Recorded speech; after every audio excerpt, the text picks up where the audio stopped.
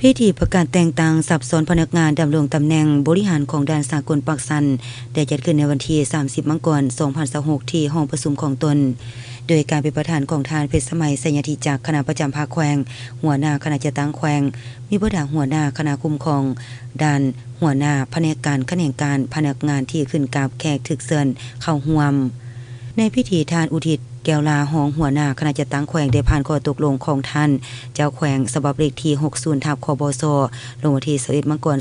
2026อิงตามกฎหมายว่าด้วยการปกครองท้องถิ่นสาธารณรัฐประชาธิปไตยประชาชนลาวฉบับปรับปรุงฉบับเลขที่78/สพส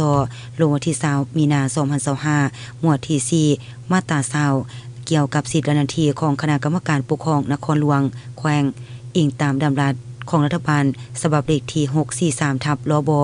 ลงวันที่25 พฤศจิกายน 2024ว่าด้วยด้านเข้าออกสาธารณรัฐประชาธิปไตยประชาชนลาว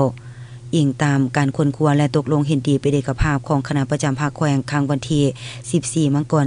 2026อิงตามหนังสือเสนอของคณะจัดตั้งแขวงฉบับเลขที่70/คจค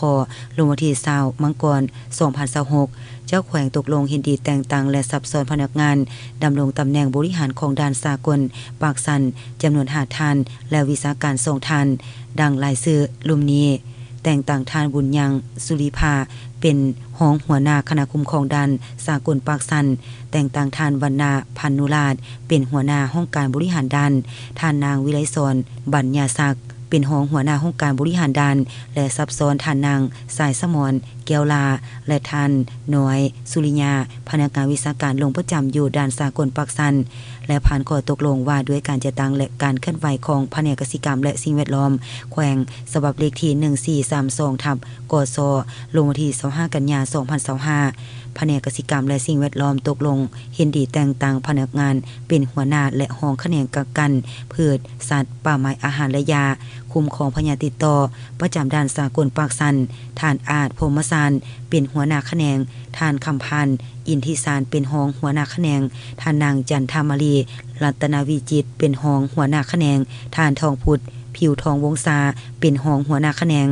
ตอนท้ายพิธียังได้รับฟังการอบรมจากท่านประธานซึ่งได้ยกให้เห็นถึงความหมายความสำคัญในการแต่งตั้งบุคลากรแม้นเป็นการจัดวางบุคลากรให้ถูกต้องตามตำแหน่งงานสร้างความเข้มแข็งให้แก่การจัดตั้งตามความเป็นห้องต้องการของหน้าที่เวียกงานและทานยังได้เรียกร้องให้ประธานที่ถูกแต่งตั้งจงได้ยกสูงความรับผิดชอบปฏิบัติหน้าที่เวียกงานที่ได้รับมอบหมาย